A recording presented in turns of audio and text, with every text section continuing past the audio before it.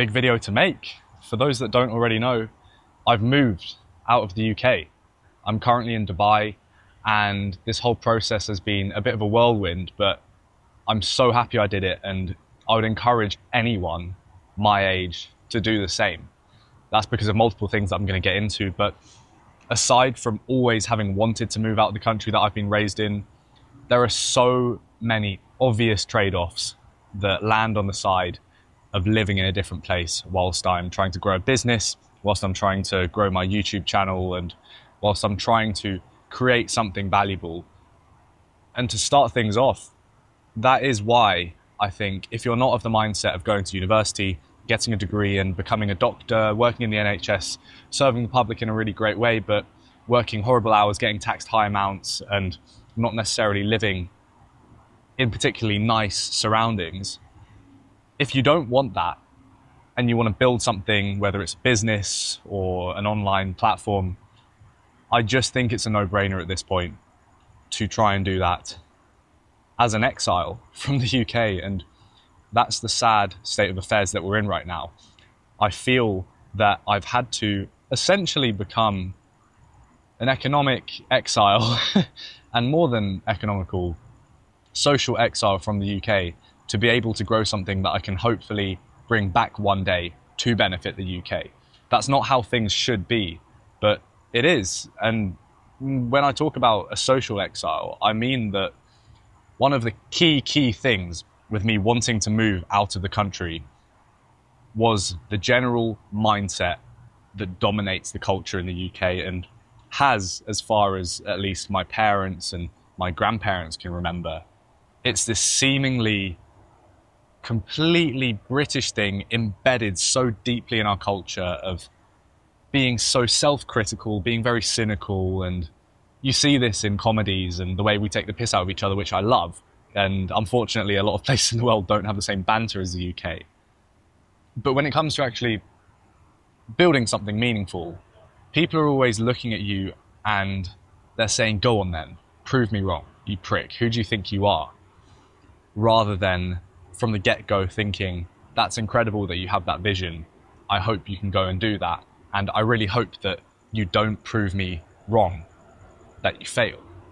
That's the key flip, especially when you compare us to Americans. From having spent a lot of time in America, it's not this toxic crabs in a bucket mentality of wanting to drag everyone down so that you can be the only one succeeding, which is a self-defeating mindset, because when you have an abundant mentality, you let other people grow, you help them out, both just because of your inherent morals, but also maybe you do want to succeed off the back of them, and I actually think that's fine. And Americans really get that, whereas in the UK, it's much more a case that there's only room for one of us to succeed in this, which harms everyone, including the person that holds that belief.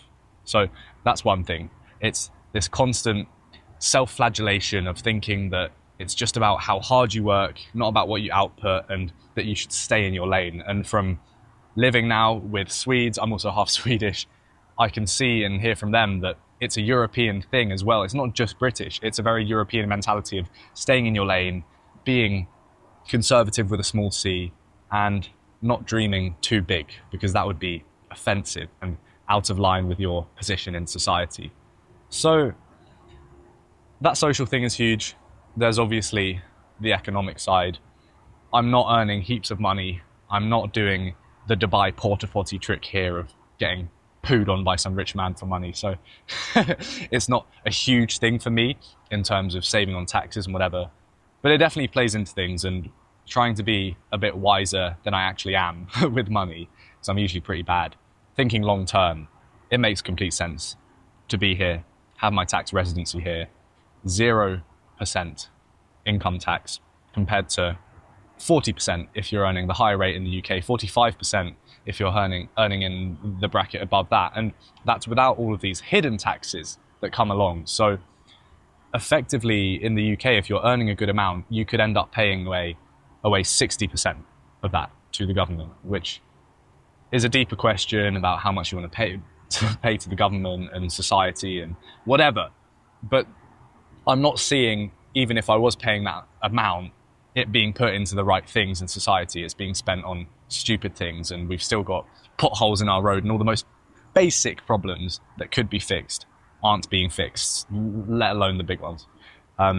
So long term, it makes complete sense for you, if you're engaging in business, to move somewhere where the tax is lower, because right now it's absolutely ridiculous in the UK, and it actually disincentivizes any productivity. You might as well get a job in a slightly lower tax bracket and not get taxed as much. So I think that's stupid, and that's where Dubai and other places are absolutely pouncing, and they smell blood with people moving from the UK.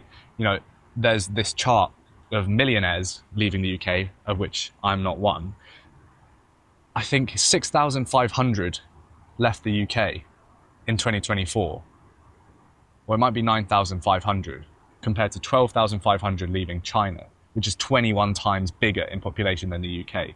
So we're seeing the second highest amount of millionaires leaving the UK in the world. There's obviously a reason for that. We can't deny that. And I think it's the taxes, I think it's things going wrong, and I think it's this overall unquantifiable sense from the culture and from the politicians that you are not being incentivized to build anything in the UK. We're being incentivized to leave, which is what people are doing. Dubai, other places smell blood, and they're putting in great systems that it's super easy to move. It's been so ridiculously easy using a business that does everything for you. They just send over contracts that you read through and sign. You pay them a sum.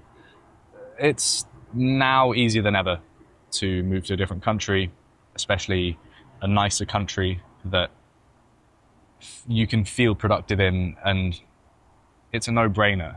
Honestly, I'm so happy that I had the idea to do this. It kind of started off with a bit of an itch, and then I followed through with the itch, and it's just kept on going and spiraled, and I'm here now. And I can't believe I was even considering not doing this. It's completely illogical to not follow through with this. But the interesting thing about Dubai, having only spent 3 weeks here, is you've got all of this physical luxury. You've got delivery to your door.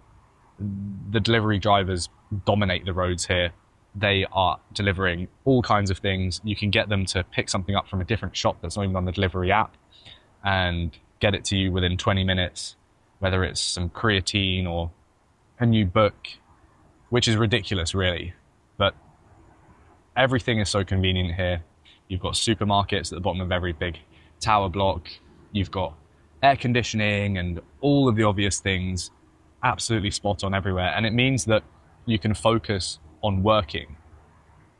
The other side to this is, even though you've got the physical luxury, you don't have the social luxury that you might have in a place like Austin that I just got back to. There are so many amazing people. I love Austin to bits, and there are all of these outgoing, extroverted Americans that want to chat to you and have barbecues with you and go for cool lunches and dinners with you. The problem, even though that's an important thing to do, you want to have fun and socialize, is that socialization gets in the way of the work. Here in Dubai, you don't have that social luxury because the only people that live here are migrant workers who are very much living in different communities across the town. There are loads of TikToks about that. I'm not even going to go into more detail about that until a future date, because I do want to be slightly careful. But don't worry, I will at a future date once I know how the rules stand. You've got the migrant workers, and then you've got Russian OnlyFans girls. I'm not really looking to impress any of those and flex my money in clubs in front of those groups of people, which means that the only thing left to do here is enjoy the physical luxury of being by a pool, being in sun lounges, and working really hard without interruption. Great gyms as well.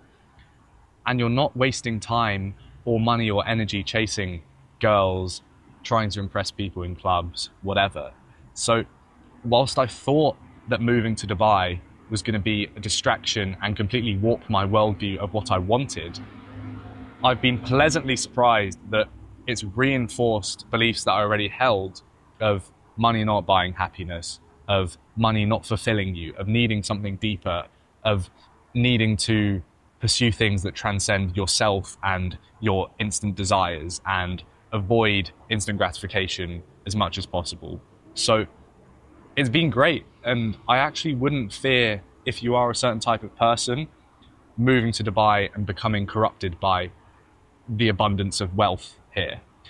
Because I think Dubai doesn't accentuate features that you never wanted to exist. It only accentuates features that you already had. So to make that super clear, it doesn't spring new desires upon you. I think it only plays on desires that maybe potentially existed within you already. So if you've tried hard to live a fairly moral life and whatever else, I think you'll be fine here. And this is actually a really good place to focus on building something truly great, which is counter to what a lot of people would believe. Like, I can imagine certain associations and charities that are the antithesis of what Dubai is known for, moving here because of the zero tax and actually being surprised at how great Dubai is. So I'm definitely going to consider moving here properly at the back end of this year and leasing something. But for the moment, it's Dubai, and then it's back to America, and then potentially some South America and some Asia. So really exciting stuff. Another thing as well that I've realized is how important it is to focus on your surroundings and what you're exposing yourself to. That's the people that you're with, the weather, the locations, the media that you consume, whatever it is. Everything is feeding into your worldview and how you act as a person. And again, back to the crabs in the bucket thing, I just don't think that the UK, obviously I'm sure there are some exceptions and there are some amazing groups you can find in the UK, but on the whole, it's not the right place to find people that are going to better you. And I really found, especially at my age, that I was trapped. I didn't feel like there were people I could relate to, or at least if I could, they were like on this level so high, so far away from me that they were untouchable. Whereas in these places, I say there are just Russian OnlyFans girls that you don't want to impress. And I say that there are only migrant workers, but there are also communities like where I'm at the moment, where there are hardworking, hustling young people in this building. So who you surround yourself with is so important. And I'm not even necessarily saying go to Dubai for that, but anywhere else. There are loads of different cool places where you can specifically go with the goal of networking and meeting with people that have similar interests with you. And once you unlock those people, it's like having a superpower. The accountability, the status game with them of trying to outdo them and one-up them is the best thing you can do. And I really think it gets rid of this ceiling, this glass ceiling that you keep on hitting your head against when you're working by yourself. And the worst thing about that glass ceiling when you're working with yourself is that it's a subconscious ceiling, because of course you're not going to impose a ceiling on your growth consciously and on purpose because you want to take over the world or whatever it is you're doing. But being with other people, it opens you up to their way of doing things, and you can both bounce off each other and make sure that you're eating healthily, you're stocking the fridge with good food. And you also, I was saying the other day, you would feel a sense of shame to be seen doing something unproductive and lazy in front of the other person when they are a productive person, and they feel the same with you. So it almost becomes this thing where the sum is greater than the parts, and you keep on getting in this positive spiral of exponential growth, bouncing off of each other's mindset and energy, which is amazing. So that's one thing. Another thing is just the weather. I'm literally sat out here in some Love Island-esque t-shirt looking like a tosser who's just moved out of the country. Classic video this, isn't it? But it makes a huge difference. It removes that friction from doing things like going out for a run, going out for a nice walk. You wake up in the morning, you see the sun. It's great for your mental state, for your physical state. And I found that was a big thing when I went to Amsterdam the other week for about 5 days for work, was that I didn't want to go out on a run because it was rainy and it was cold, and that increase in having the thought of doing something productive to being able to execute on that is deadly. You want to remove that as much as possible. And that leads back into the physical luxury as well. Going to the gym, there are gyms in every apartment block. So again, it removes that activation energy needed of getting in a car, walking to the gym, braving cold weather. It's just like, no, it's here. You can be in there for 45 minutes and then it's done. That's something I found before when I lived in a great place in London next to one of the best gyms in the country. Was I found that I was almost slacking a little bit in the gym for that year, or at least compared to how I'd been training before, effort-wise. But then I looked back on the year of training and I'd absolutely smashed it. I'd hit PRs that I'd never hit before because I was in that environment. I was right by the gym and it just felt easier. So difficulty doesn't measure the efficacy of the things you're implementing in your life. And again, this is a very British view to hold, but it's just not true, and it's not how life works. Just because something is difficult, it doesn't mean that it's any more effective, and you're going to get absolutely mauled every day of the week by the person who has the same mindset of you, the same tolerance of pain, same tolerance of difficulty, but who has less friction to execute on those things they need to do to be in line with their plans of the future. It's obvious stuff, but it's these almost unteachable lessons that you need to experience. You can hear it a million times, but nothing really kicks you up the arse to actually do it enough. Even this video, perhaps. You kind of need to suffer enough to get to a point where you execute on it. And I think it's called the region beta paradox, that where sometimes it's better to be in a position of suffering compared to this sort of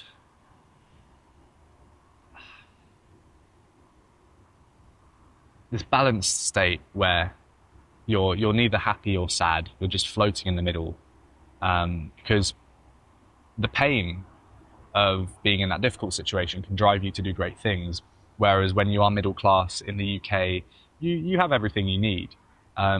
There's nothing really kicking you up the arse to actually do anything that's going to make you truly proud, make your parents proud long term. And that's why we have so many people chilling in their mum's basement, literally. And the average age has gone up for moving out to 24.9 in the UK, which is crazy, really. You've lived half of your adult life before you should start thinking about settling down and having kids without even having moved out. I also think the whole university model is a scam at the moment in the UK. I'm so happy I didn't do that. I know that there's a time and place to go to university. There's a time and place to get a degree and become a doctor. I'm not going to advocate for YouTube tutorials on brain surgery and that being enough qualification-wise. But there is this feeling that the UK is perpetuating the hierarchy it has in place of social structure through university by offering Mickey Mouse degrees that these middle-class people do, that then don't act as proof that you're competent enough to do a job. Rather, they act purely as a filtering mechanism so that companies can select, okay, they need this level of degree or whatever to even be in the pool of potential selection for our company. And that's what degrees have become. They've become a way of imposing debt on people for their entire working lives. The truth is that the vast majority of people our age will never pay off their student loans. So they'll be stuck with this 30-year payback once they hit a certain tax threshold, 27 grand, all through their working life, through raising kids just before they retire. And then it's finally gone after it's plagued them. So there are multiple issues with that, and I won't get into them in depth too much because I didn't go to university, and I feel like it's a topic for another day, but that feeds into it as well. Is if you're not going to university, I think this is a wise move, and the money that you would have thrown away going to university, you could spend on moving away and setting up a tax residency. Is it illegal for me to be advocating setting up tax residency somewhere else? I don't know. I'll have to cut it out of the video if it is, but fuck it, sue me. The great thing as well is being young, you have less ties to the UK. There's an official thing called ties, and that determines how many days you can spend in the country before you're a tax resident there. And ties include having kids there, owning property, having business there.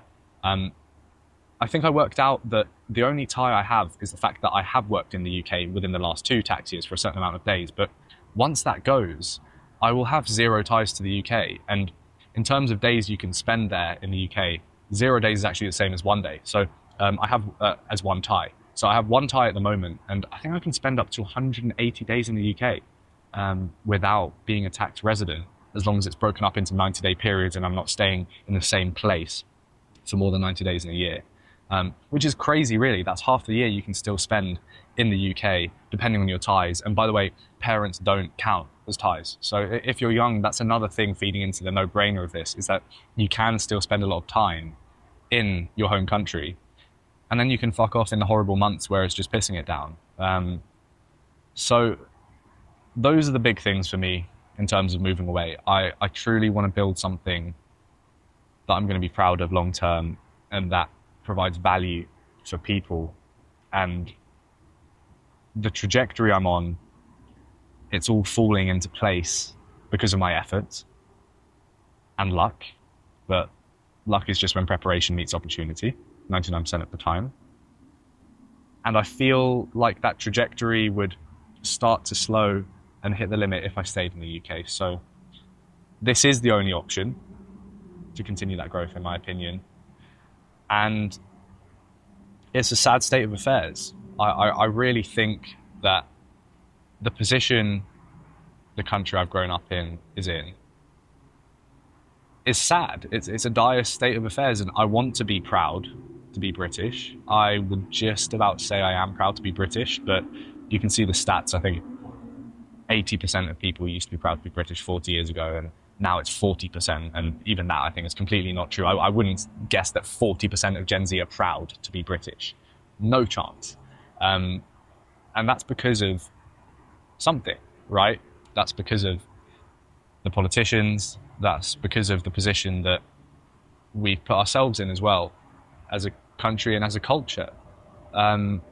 So I want to come back to the UK within a few years. I want to bring this mission that I've created of the next generation back to the UK, because ultimately the reason I started the next generation is because of all the things I've listed. And I truly think that we're in a very important era, and that Gen Z are the last generation that can turn this ship around before it sinks. And I don't say that to be dramatic. I say that wholeheartedly meaning it. So it's an important time. I want to come back with the next generation, hopefully grow it and be able to play a small part in interviewing different people, exposing people my age to different perspectives, be they political or religious or whatever, and play a small part, be a small puzzle piece to turning the ship around. And I think that starts with being more open-minded to other things, other alternatives. But unfortunately, it also starts with people that are driven being able to build up new institutions of their own and use the new media to leverage certain things. And I feel like I've had to leave the country to be able to truly do that. So this isn't going to be forever. It's definitely not going to be short term, because I'm absolutely loving it so far. But I hope that I can return to the UK one day, lock down a house there or an apartment back in London, and continue to grow this thing. But for now, it's dipping in and out to record podcasts, meet friends, catch up with people that I really want to spend time with. And it's exploring. I think even just from a selfish self-development point of view as well, it's great for me to witness different cultures and not be some podcast bro locked away in his podcast dungeon with a Shure SM7B mic in front of his face, talking about all this wisdom of the world that he hasn't explored and quoting all these pithy aphorisms that don't relate to anything that he's actually battled with. So this is what was needed. This was the next logical step for me. And I'd encourage you to look into it, research moving. I don't want to increase the brain drain that's already going on in the UK for people our age and the generation above. I know so many people that are moving to America, to Australia, to Dubai. It's actually insane. So I don't want to encourage that even more and just collapse the UK even faster. But maybe it's the only option right now to hopefully one day bring us back into a good position. So thanks for watching this ramble, little life update, and I'm going to go and enjoy this fabulous view, thinking more about how sad the collapse of the UK is. Peace.